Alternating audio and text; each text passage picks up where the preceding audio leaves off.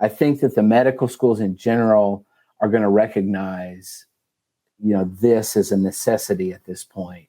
So first question here, I have a question regarding disability. I am a non-trad, 36 years old. I'm a veteran of the Iraq War and spent 10 years after that working as a firefighter/paramedic. I was recently retired because of PTSD.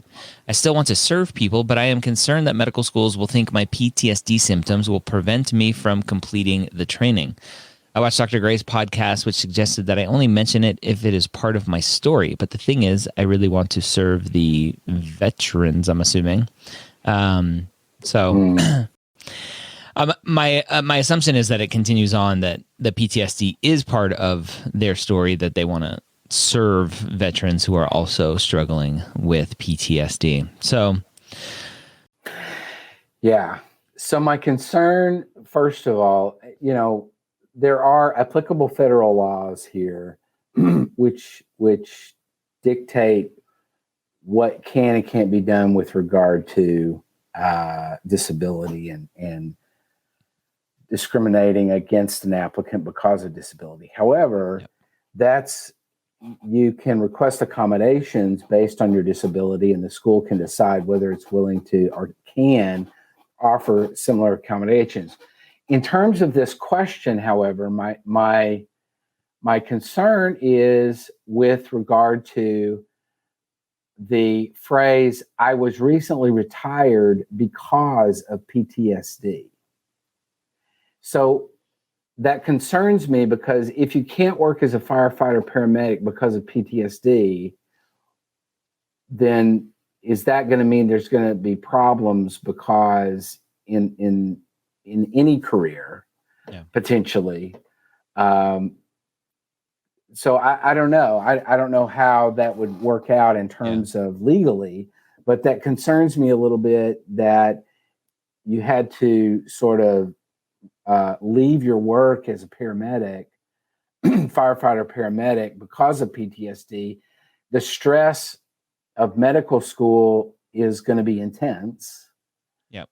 And so, I mean, Ryan, you've been through the stress of medical school. What are your thoughts here? I survived. Well, I'm gonna actually put on my flight surgeon hat for a minute, because as a flight surgeon, I was intimately familiar with the NFPA guidelines, which are the National Firefighter something or other. It's the rules and regulations around who is fit to be a firefighter, and so I had the privilege of taking care of firefighters at the bases that I worked at in the Air Force.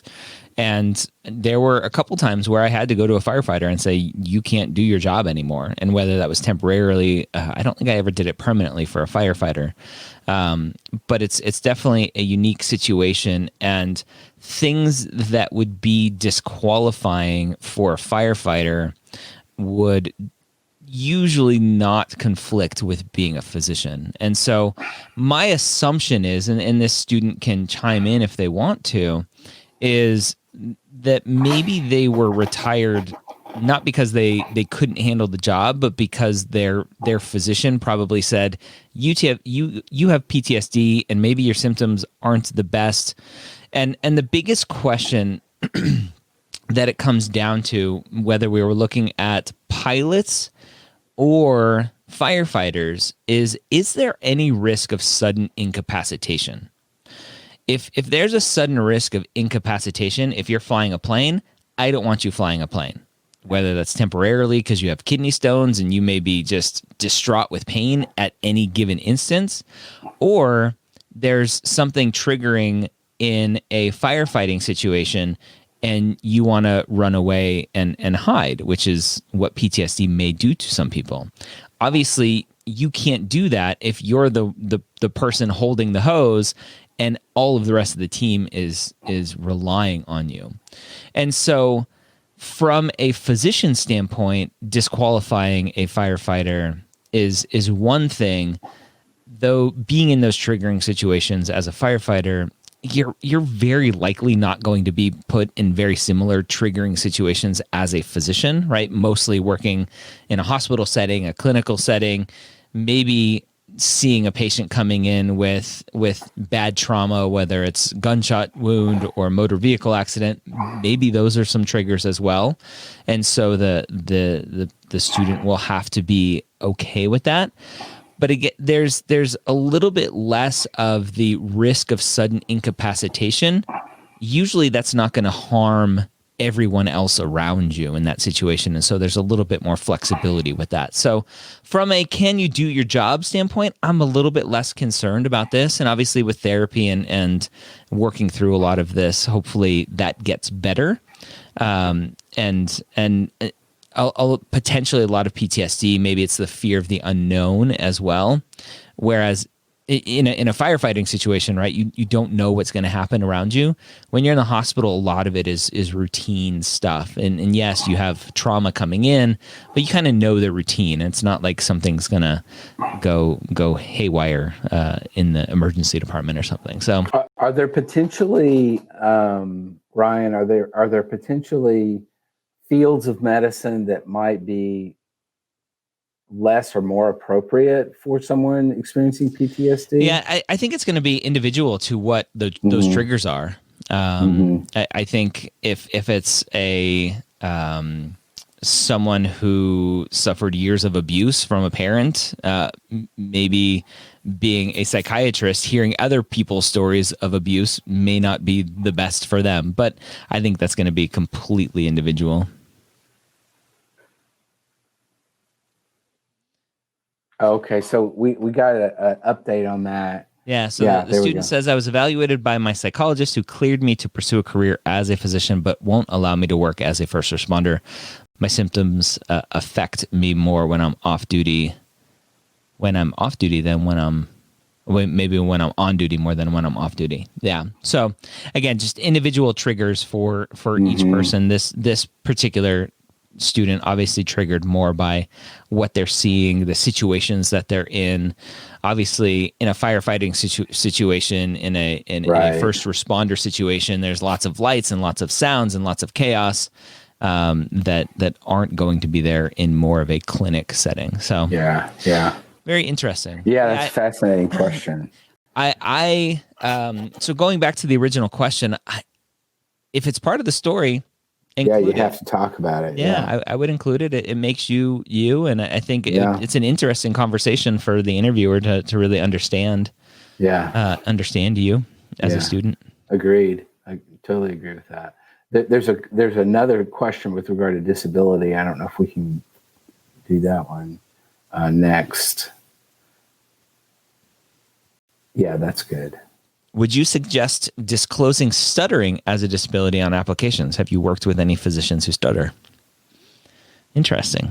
We have a presidential nominee who stutters. Yeah. I've never, in my experience, we never had anybody who's with a stuttering issue. We've had a variety of other disabilities. Stuttering is obviously going to come up in an interview, clearly. Yeah.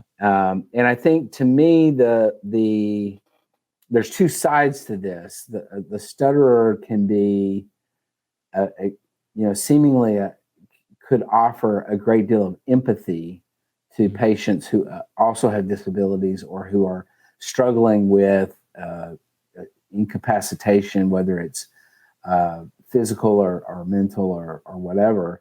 But what's interesting to me about this is that the medical school, what the medical school is going to be concerned with, I think, with anything like this is how is the patient going to be able to understand the doctor? If the stuttering is so severe that the patient is going to have difficulty understanding what the doctor's saying, then that can be a problem. The same thing occurs when you have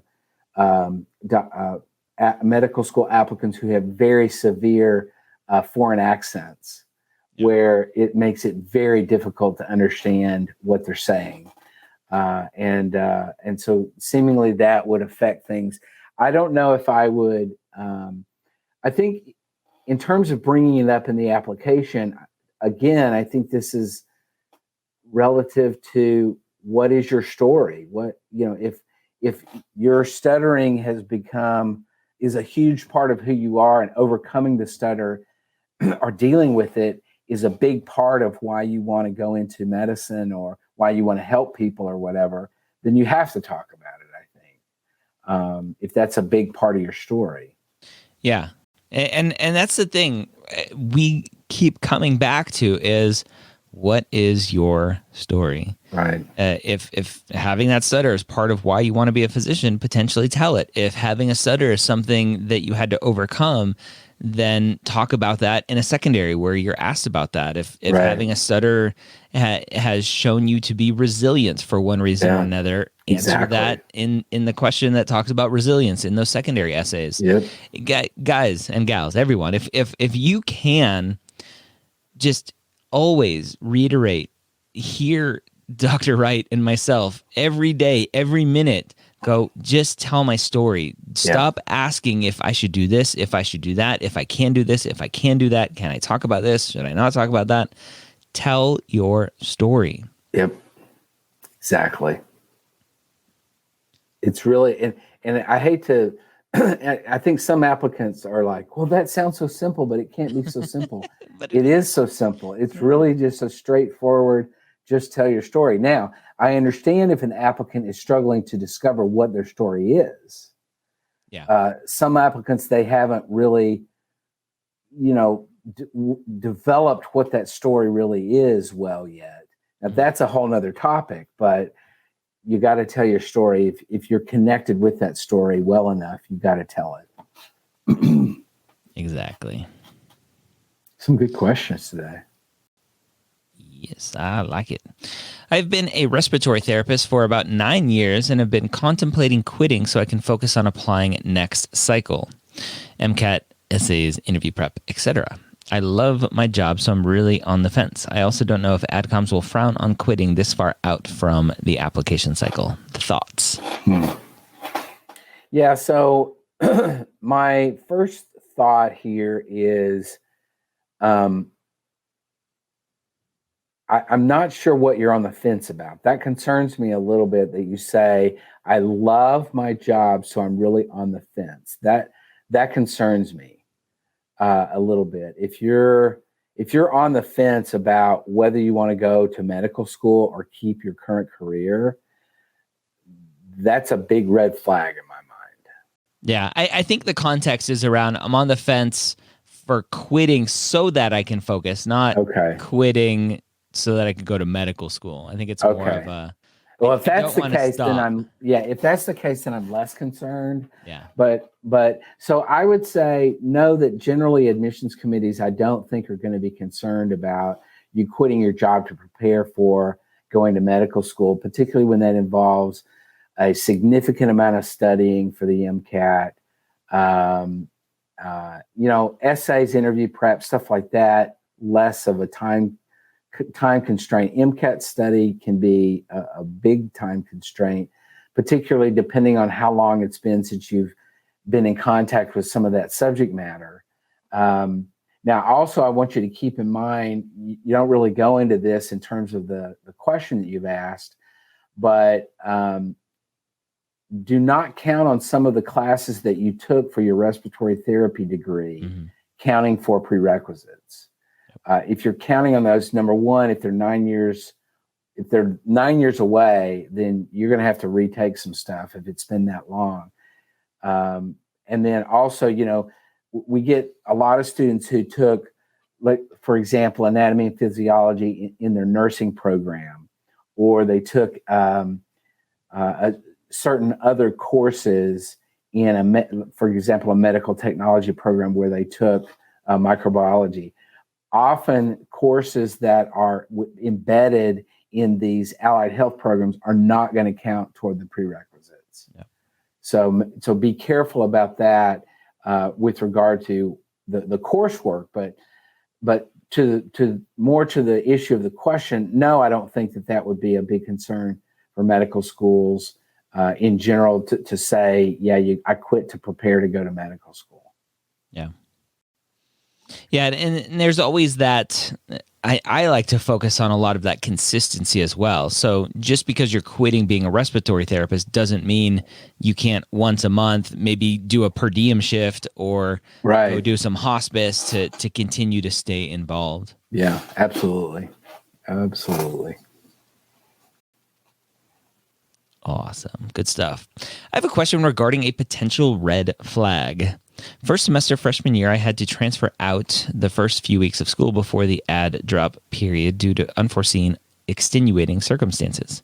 I transferred to a school closer to home. All went well on the transfer and grade-wise, ECs, etc. through my circumstances. The transcript from the first school is completely blank because I left before the add drop. Is this a red flag to have a blank transcript? How should I explain this on my application? Yeah, so this is interesting, right? Because TMD-SAS is different than AMCAS. TMD-SAS, the student wouldn't put those classes in their application, correct? Well, so let me just get the question correct. She says he or she says that the transcript is blank. So there are no courses on the transcript. They withdrew before the add drop period. So it's right. like so they there's didn't not even going to try the class. Yeah. So there's not even going to be a class on the transcript at that point. Yep. So what I would say with that is you are going to have to submit the blank transcript, but none of the courses will go into the course register. So I don't think it's, I think what you're going to have to do potentially is be more specific with what you said in the question was the extenuating circumstances. Apparently they were significant enough that it caused you to leave school before you really even got started and go closer to home. You may need to go into that story. It may not be in your personal statement. It could be in a secondary or an optional essay or something like that, where you kind of explain that a little bit with regard to kind of what that happened. And depending on what the situation was, it could act in your favor, that you recovered and whatever it was, the extenuating circumstances, that you overcame it and you went on ahead and have done great. So I don't see it as a big red flag. Yeah. And I wanted to clarify, I'm pretty sure, because you've said this a lot, for TMD-SAS, they wouldn't put those grades in the transcript. For AMCAS, I'm pretty sure you have to. AMCAS is very clear. Like, you step foot in the classroom for a second, like, it has to go in your application. And I'm assuming they'll just all be W's that first semester. Well, it depends on it really depends on the most schools. If it was before census day, at the undergraduate institution, then it's not even going to show up on the transcript at all. Yeah, it's as if you never went. Saying. Yeah. So then there's nothing to put in. Yeah. The transcript is going to, whether it's AMCAS or TMD-SAS, when they're validating the courses, it's not going to show any courses on the transcript. That's the only record they have to go by. Yeah. So there would be no courses to put in.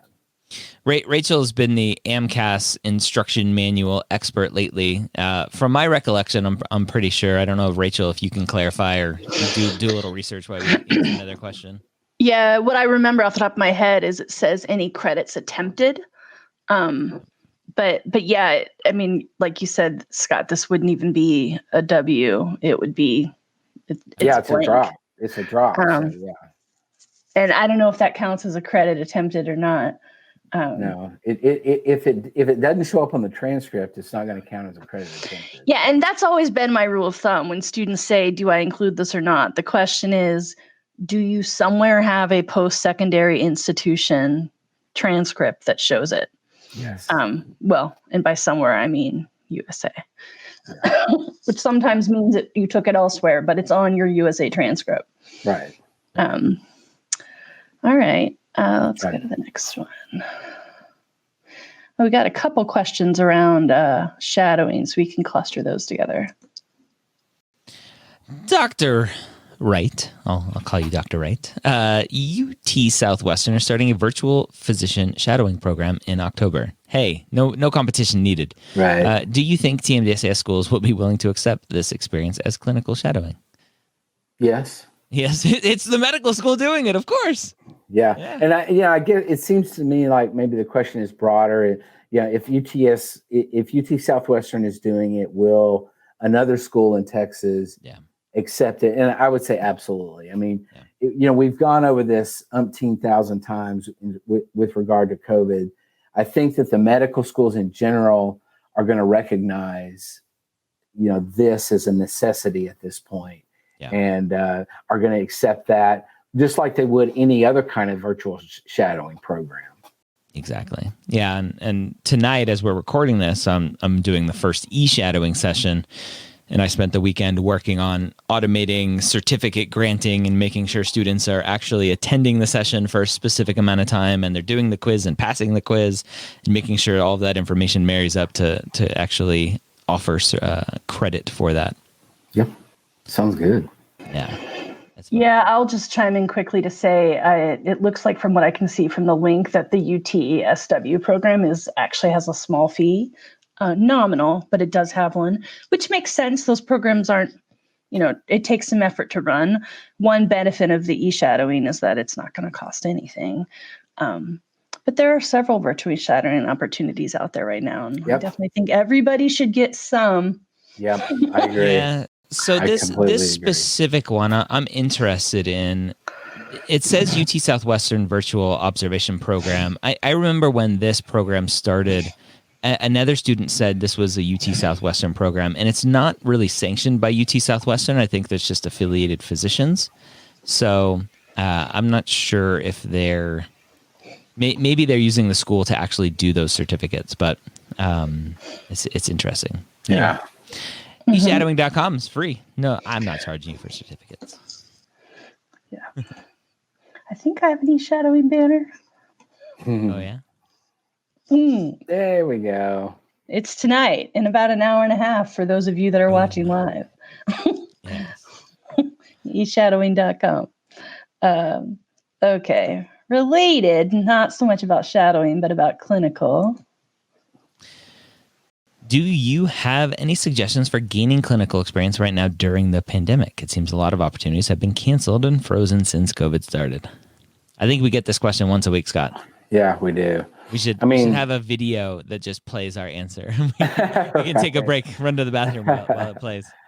I mean, clinical, shadowing, e-shadowing, virtual shadowing is one thing. Clinical opportunities are going to be something completely different. And I think that medical schools are going to recognize that there's severe limitations right now on this type of activity and not going to hold it against you.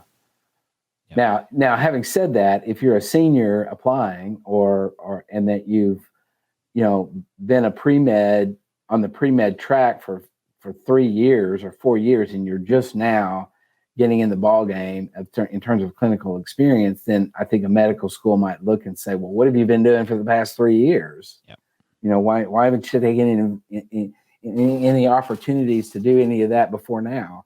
So I think a little bit, it depends on your story and kind of the progression of things. But generally speaking, I think that they're not going to hold it against you. Yeah, and that's something we talk about a lot is what does the big picture look like? And we talked about this at the very beginning of the pandemic, really not knowing how long it was going to last, but that whole conversation, especially for those who were planning on applying this cycle at the beginning of the pandemic, a lot of people were freaking out because all of the shadowing and clinical experience that they had planned to do before their applications was all of a sudden canceled. And a lot of those conversations were around, well, what have you been doing now? Were you only relying on what you were going to do right before the application? And if so, you probably weren't ready to apply anyway. Right. That's right. Ooh, that's a hard one. But anyway, so to maybe to get a little bit more specific answering this question. So we've talked about crisis hotlines, like a text hotline where you can be at home and Right. be on the computer answering people's text messages, phone calls, etc. Right. Potentially virtual scribing is a thing. You can look at that. Potentially doing some sort of virtual kind of buddy for hospice or for nursing homes where you just have a Zoom conversation with residents of nursing homes or those who are in hospice. So just get out there and be creative, and don't worry if it's going to count, if it's good enough. So, and back to the issue of keeping up with experiences, clinical experiences, shadowing, et cetera, over the long term. This is where MAPT really comes in handy, and it really, you're going to be able to track yourself through those experiences, and where the feedback that MAPT is going to be giving you is going to say, wait a minute, you're 2 years into this and you have no experience yet. So this is a red flag. And so this is one of the things that I think MAPT will really help students with, is giving that sort of, not only keeping track of those, but also giving some feedback for you. Yes. All right. As an exchange student, 9 credit hour per semester was full time, so almost 2 years worth of class comes under 1 year. According to the year classification, is that normal? Is that how I put in my courses? So, I'm always confused about this. And Rachel, again, being the AMCAS instruction manual expert, AMCAS provides the hour conversion.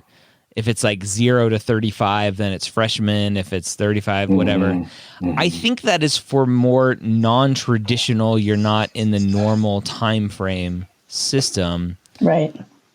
I don't know if this would qualify as an exchange student. I think you would just put it under freshman 9 credits, sophomore 9 credits, or whatever that. Well, so like. I know the student who asked, and I believe that she is also non-traditional.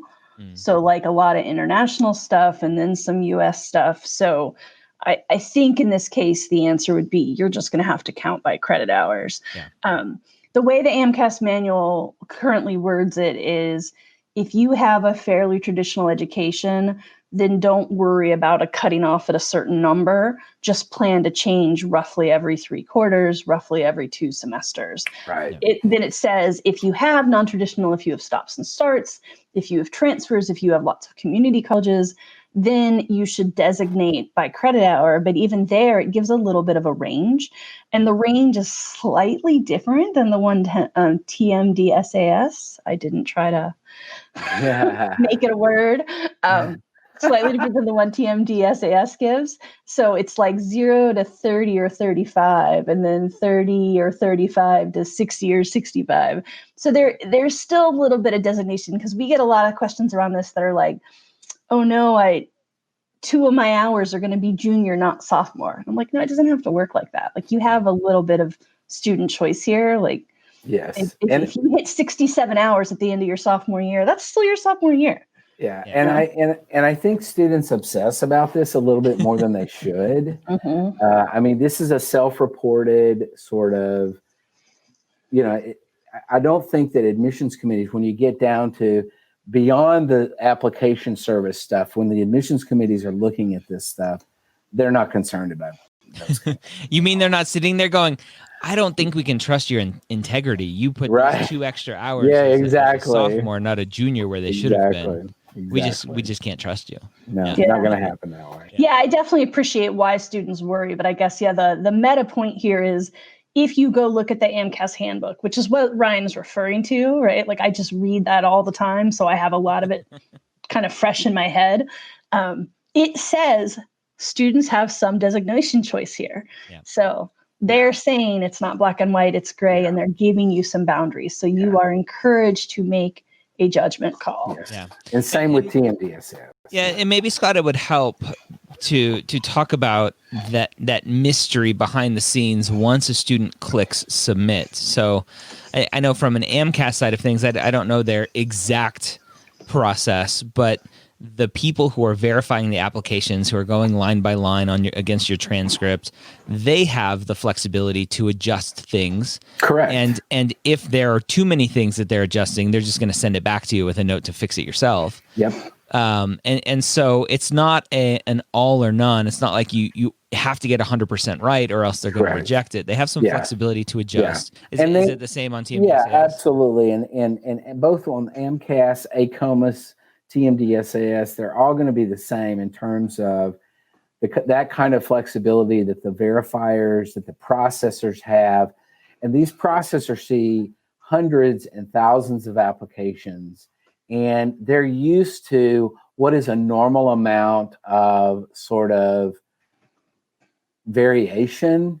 Yep. And if it gets too much, then you're exactly right. They're going to pop it back to you and say, hey, we need to fix some stuff here. There's too much. You need to go in and fix these things. Otherwise, if it's just a little here and there and stuff, they're going to fix that stuff and send it on to the medical schools. Correct. Yes. And even getting back to the AMCAS handbook, they even tell you in the handbook how many errors you can make before they're going to give up on you. Yeah. And I'm not going to attempt to quote that because, man, someone will hold me to it if I get it wrong. But it doesn't matter if you're not applying this year. Go read the handbook. It's not going to change that dramatically year to year, and it'll help you get familiar. Like it's a lot. Well, and two, I would say a little bit of a plug for TMDSAS to say, now scale is obviously a lot different. AMCAS is a huge operation with tens of thousands of applicants every year. TMDSAS is a Rachel, you have really ruined me for today. I'm so sorry, guys. Yeah. It is a much smaller operation, but I will say because it's a smaller operation, we can be much more user-friendly. We can be much more. And what you're going to find is that the processor is just going to pick up the phone and call you and say, hey, I'm not clear on this. I just want to cover this with you and make sure I'm understanding what your intent was and stuff like that. And you actually can call TMDSAS and talk to a real person. They tell you at the very beginning when you submit your application, who is your applicant liaison? And if you have any questions, you email that applicant liaison or you call that applicant liaison and they will help you through the process and stuff. So I think it's a much more touchy-feely way, which I think applicants often really appreciate.